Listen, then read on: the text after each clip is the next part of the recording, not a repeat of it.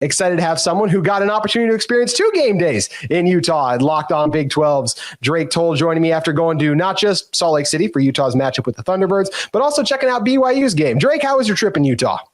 Great, JT. Always love being out here. Salt Lake is one of my favorite places to visit. Provo's great as well. I'm going to give you very honest opinions on both experiences, and they're not they're not biased because I get paid the same amount when every Big 12 team wins. I want every Big 12 team to have an elite atmosphere. I want the BYU-Utah rivalry to be top-notch because that drives numbers, drives eyeballs across the country. So I'll give you the full take. But before I do that, I just want to tell you, Salt Lake, spectacular. RES, spectacular. LES, spectacular. Those 2 things can be mutually exclusive. If you go on a trip in Utah to watch football, you're going to be excited.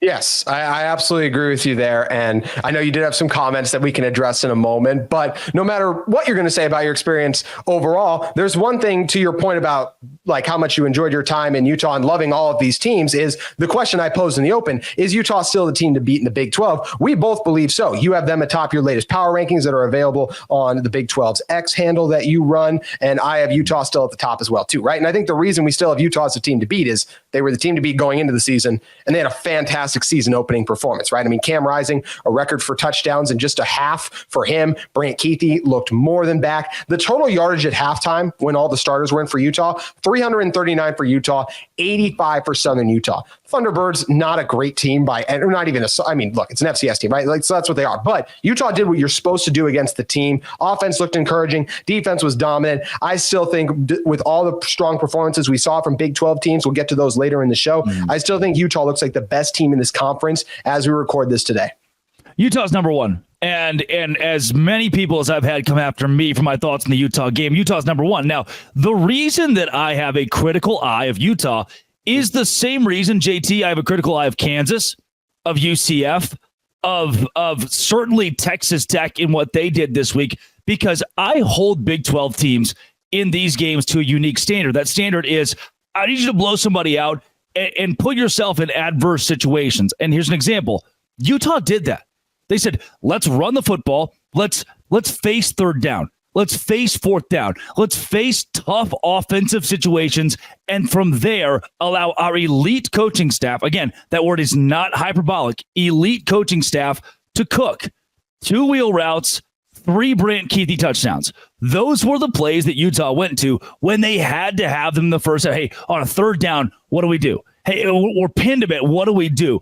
There was always a play set up for the Utes to be successful. They knew we can break the coverage of SUU down, and they did that. So when I come on record, as I have on my podcast, as I have on Twitter, and say Cam Rising did not show me an NFL or an elite level throw, that's not a bad thing. Southern Utah never truly forced him into those moments. The couple of times where they got close, the couple of times where I thought, hey, that was good defense from SUU. Cam Rising looked like a quarterback who's missed a year of football. That's not a bad thing. He's getting back into competition, hat on hat, with an opposing team rather than the team he's practicing with. I don't think Cam Rising's a bad quarterback. I think he can still be elite in the Big 12. His 5 touchdown passes, 4 of them wide open, 1 of them Brant Keithy doing what Brant Keithy does. He is the best tight end of the country, one of the best pass catchers in the country. Rising didn't have the opportunities to be a star, didn't have the opportunities to impress. And that's why I'm still holding out, at least on him. Play calling elite, Brant Keithy elite, run game solid, holding out on Rising until they play Baylor. I will agree with a couple of things you said. Some I'll push back. I think one thing that is absolutely true, I don't think a single throw in this game is one of the best throws that Cam Rising has made during his time at Utah. And I also love that you brought up, like, Drake, this is something I brought up a lot on this show. Tom Brady, before yesterday, had played a snap more recently than Cam Rising. So there was that time where he's got to acclimate himself and get back in. The one thing I will push back on, and I'm curious if you'll keep this from what you show, because I think you said your friend was the one who said this. Are you sticking by One Reed City for Cam One Rising? Reed? He didn't have to go anywhere else. There was no pressure on him. No pressure. The Utah offensive line was great. No, they were not. What are you? The very first play of the game, he nearly nearly gets sacked. Spencer Fano, the right tackle, gets beat inside. He gets hit. Cam Rising from their late second quarter breakdowns. Other than that, Cam Rising, pocket time, wide open. And the times that he did roll out, he was good. That's my favorite note in there, was good on out route. But I had a buddy of mine who's a big college football guy out of Las Vegas, actually, who said one Reed City. Rising typically was like, hey, this guy's open, because they were open the whole game. They weren't always the first. They weren't the first read always. Number one, from sitting in my seat in section W07, I saw him look at the one receiver and stare at the one guy who was wide open, who was the first read, and go, I'm going to throw you the ball. And it worked. Well, first of all, I think if they are for what you are specifically. So here's the one read ones, right? First of all, it's impressive pre-snap, right? Recognizing, hey, DeJon Stanley and the way they are lined up, I'm going to make this throw here like that. I'm not penalizing him for that. Brant Keithy's touchdown down the seam, that one is. The last touchdown to Brant Keithy, he's the second read. Dorian Singer's the first read in the end zone because he's in the end zone, so he's looking in the same direction for that. Then he comes back to Brant by the time his route is open. So that one's the second read. If you look through these ones as well, you find a bunch of them. The first down to Money Parks, he threw the ball a little behind him. That wasn't the first read either. There are several examples throughout the game where else he goes through his progressions. I understand what you're saying with DeJon Stanley. Was the Money Parks one not the first read? Because that's one that I remember vividly that I didn't like. He's not the one that goes for a first down.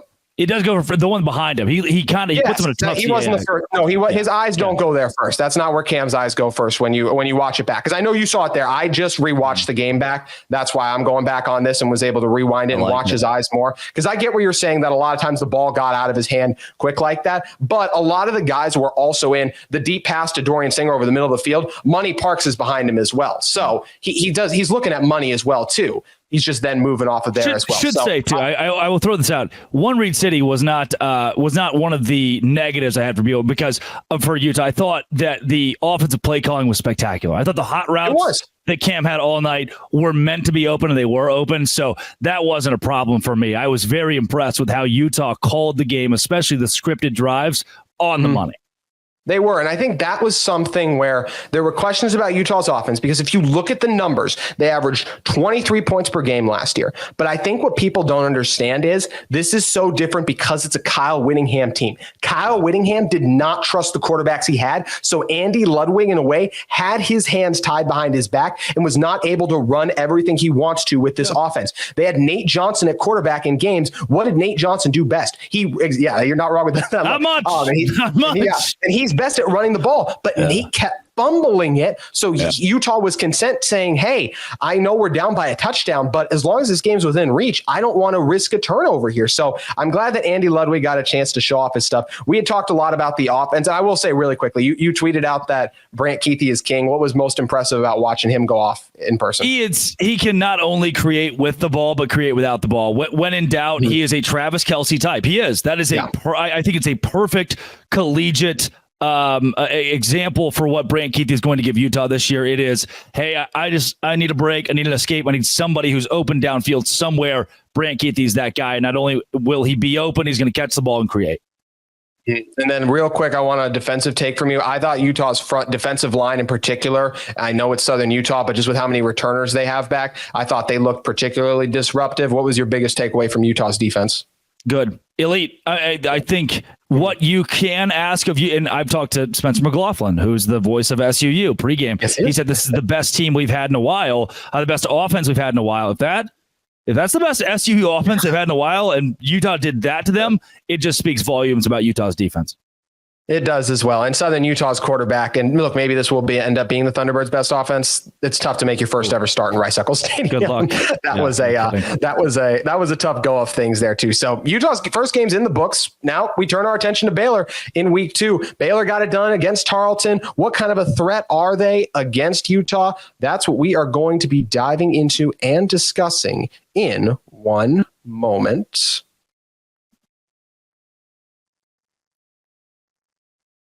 But first, want to take an opportunity to tell you all about one of the sponsors of today's episode of Locked On Utes. It's our friends at 5 Hour Energy.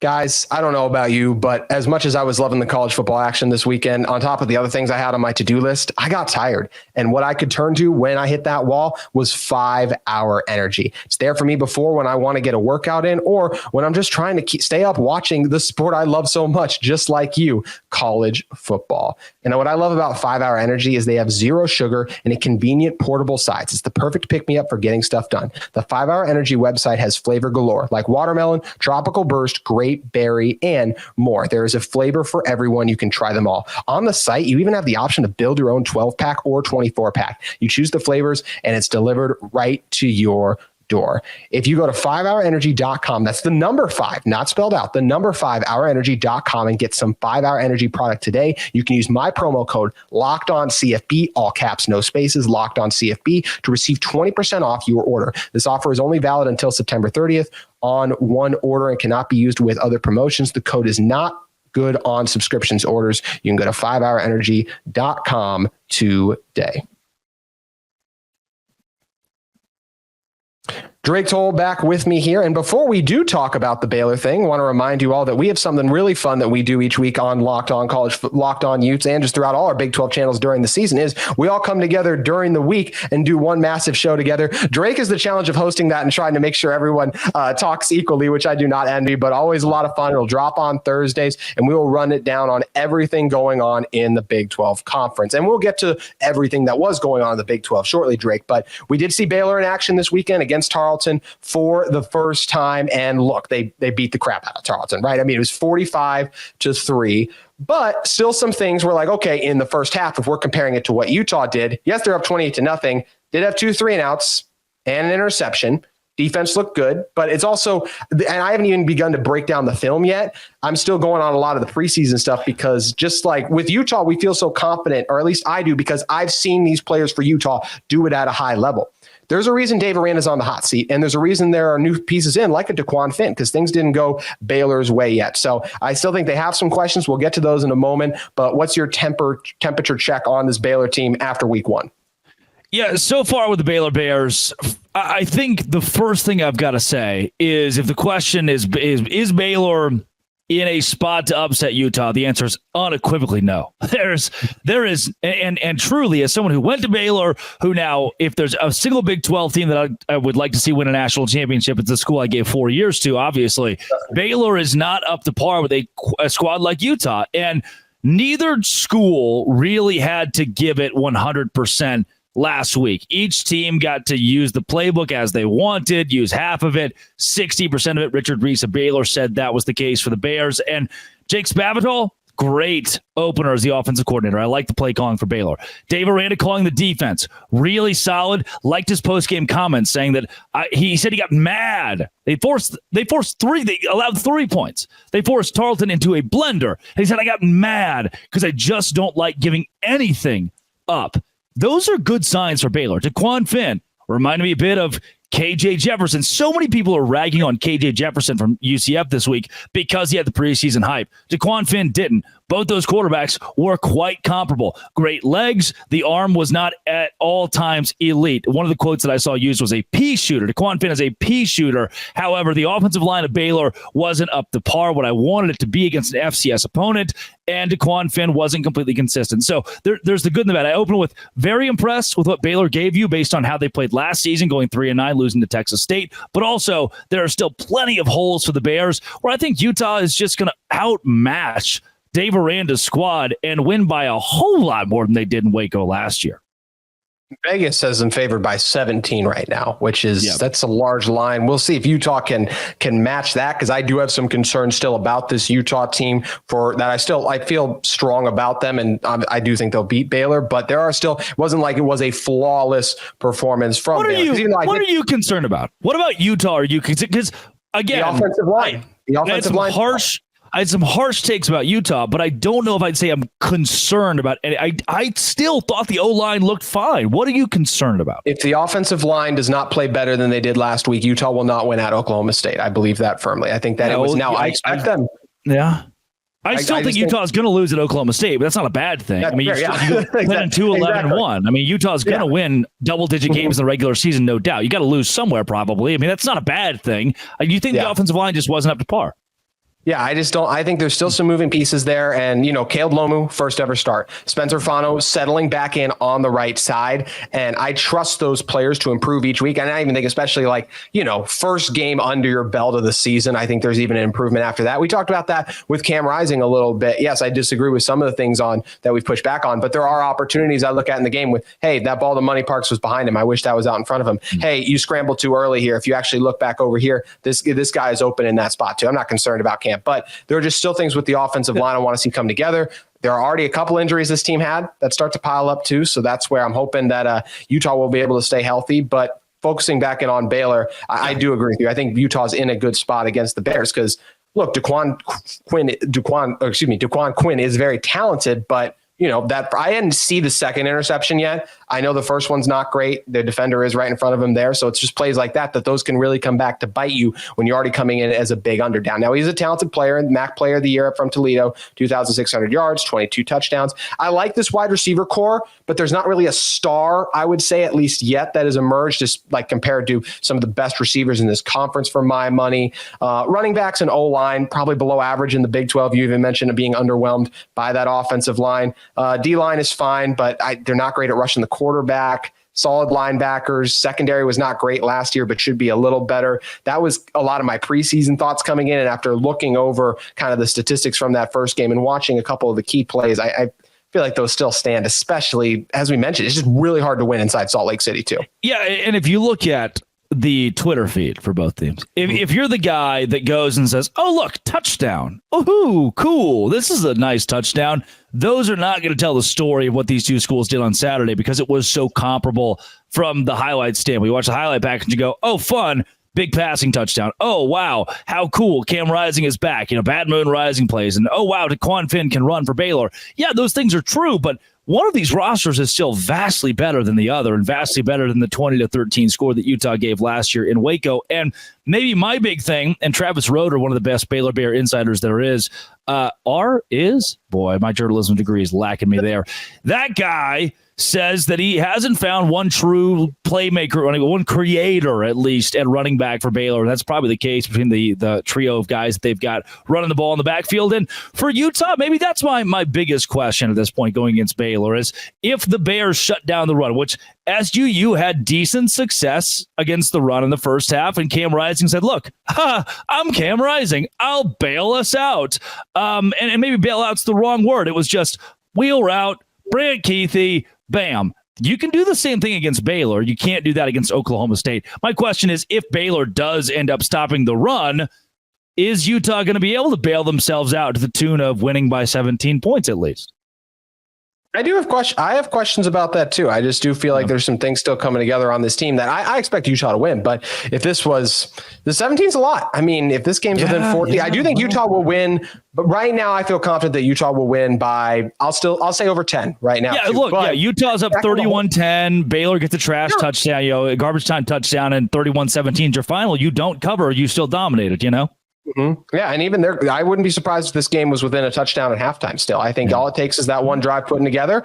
There is still this process of, this is a step up in a defense, right? So you mentioned the receivers, Cam Rising. I'm really high on this group. I think they're ready for it, but when they are tested to that level, that'll be a fun task. And I'm excited to see if this Utah team is up to par with it too. And one thing that's really exciting, Drake, is because we've spent a lot of this time all offseason talking about week one. Well, week one is finally in the book. So we're going to get an opportunity to talk about our biggest takeaways from the first week of action in one moment. But first, want to take a moment and talk with you all about one of the sponsors of today's episode of Locked On Utes. It's our friends at Ultimate College Football Head Coach. Hey, Locked On Utes fans, I want to take a moment to give you a heads up on a brand new mobile game that I think you are going to love as much as I do. Ultimate College Football Head Coach. In this amazing game and simulation, you get to step into the shoes of the head coach and lead your college football program to glory. Can you imagine actually being the head coach of the Utah Utes? That's what you have the opportunity to do with Ultimate College Football Head Coach. From recruiting players and hiring coaching staffs to overseeing training camps and handling school scholarships, you control every crucial detail of your program. It's all in your hands. And will you be able to handle the pressure? That's what you can get to work on now. And here's what I really love about the game. You are responsible for calling the offensive plays. Your strategy will not only determine the success of your football team, but will shape the future and legacy of your program. Ultimate College Football Head Coach is completely free, has no ads, and is 100% playable offline. You can play on the go as you want and when you want to. And of course, we have a special offer on Locked On Utes for all of you Locked On Utes fans. You can use the promo code Locked On CFB, all caps, no spaces, once again, to go inside the game store and receive a free boost to start your program. Make sure to take advantage of this perk as it will give your team off to a strong start. To download the game, just visit ultimate-cfb.com, ultimate-cfb.com, or look it up on the App Store to use that code Locked On CFB to start beginning your coaching legacy with Ultimate College Football Head Coach today. All right, Drake Toll, week 1 of Big 12 action is in the books. As someone who does cover this conference in totality, what were your biggest takeaways? Good. Oh my gosh, we were good. I love it. And look, some of you sucked. You can't sugarcoat it. Houston UNLV really stunk. The crowd's not great. You get beat 27-7. Your doors are blown off, and Donovan Smith didn't look very good. And then I turn over to West Virginia and Penn State and go, this, after the couple bright spots offensively that I got from West Virginia early, they say, you know what? We're good. We're going to kind of bow out on this one. And it was sloppy. They looked unprepared based on where Neil Brown had his team. A fumble here, fumble there. Play calling felt lackadaisical. Go for it on 4th down and just couldn't push anything through. And then the most disappointing team in the Big 12 this weekend, the Texas Tech Red Raiders. And there's not what I love about it, I know I said good. I'm starting with the bad. There is not a single Texas Tech fan that I've had in the comments section or on Twitter anywhere is going, oh, come on, man, it's week 1. Give us a chance. Nope. They all agree that stunk really, really hard, beating Abilene. I keep wanting to say Arizona Christian. Abilene Christian, because of that, they're that irrelevant. Abilene Christian 52-51, a missed 2-point conversion in overtime that made the difference against an FCS school that's not as good as Wyoming or Southern Illinois or even Tarleton State or certainly as SUU. That's bad.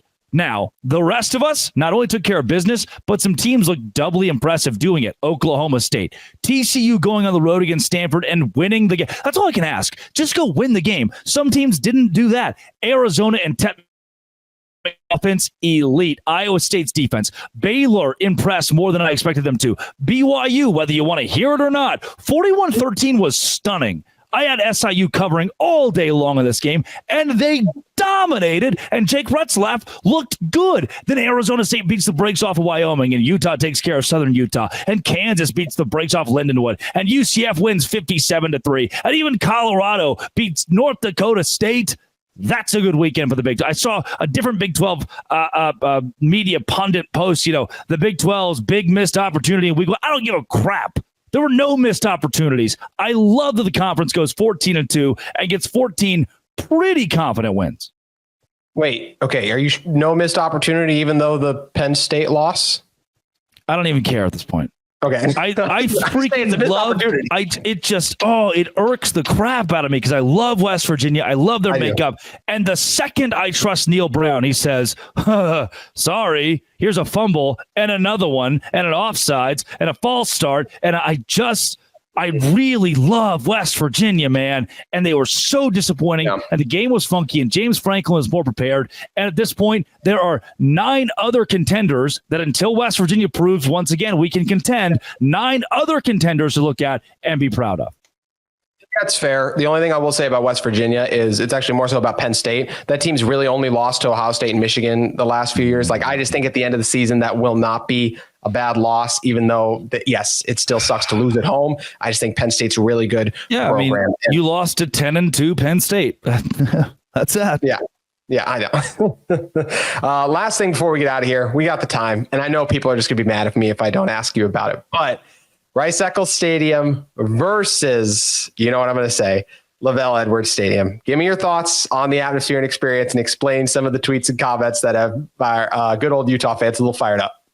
Utah fans, I don't hate you. I don't like BYU more than Utah. I get paid equally to like all 16 teams. True. Rice-Eccles Stadium on Thursday was far worse than where I've seen BYU and Lavelle Edwards Stadium against Baylor, against a top 15 team, and against Cincinnati last year in a Friday night funky conference game, which the atmosphere was great. That is not an indictment in totality on Rice-Eccles Stadium. That's an indictment on Thursday night. I come from a school in Baylor that when Baylor's top 15, that's a little rare. Utah at this point has seen it, but brother, You've got a chance to win the Big 12.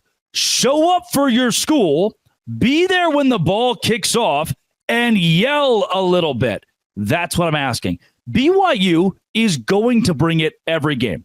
There are intricacies for the reason why. And part of that is the absolute love from many of the LDS members for what BYU is. Saturday is their chance to let loose, go crazy, and represent an entire faith on that scale with an institution that is the flagship of that faith. For Utah, it's a mixture, a fan base that comes together with a mixture of people from this state who care so deeply. And on Thursday night, I didn't get that. Now, look, does that mean on Saturday against Baylor that Utah's going to have a bad atmosphere? No. I can guarantee you it'll be spectacular. But, and I don't think you can disagree with this, Utah, from a facility standpoint, is still operating with what feels like more of a mid-level, low-level Pac-12 stadium or a high-level Mountain West stadium. Give me an upper bowl. Give me an opportunity to hear, like, the sound escapes straight up.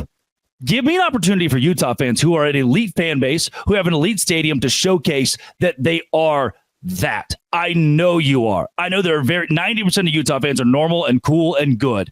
Give your fan base an opportunity to showcase that. And during a big game against Baylor, I guarantee they do it.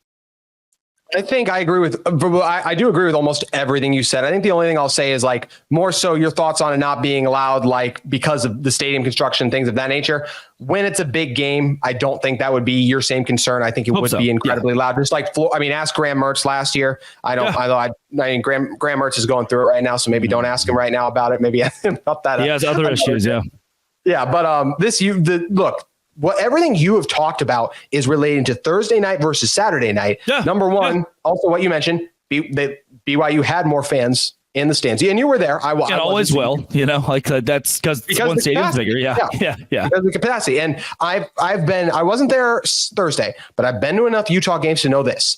They say the sellout, and you're kind of looking around at the start like this is not a sellout, and that's because people do show up late and they begin to pack in, especially when.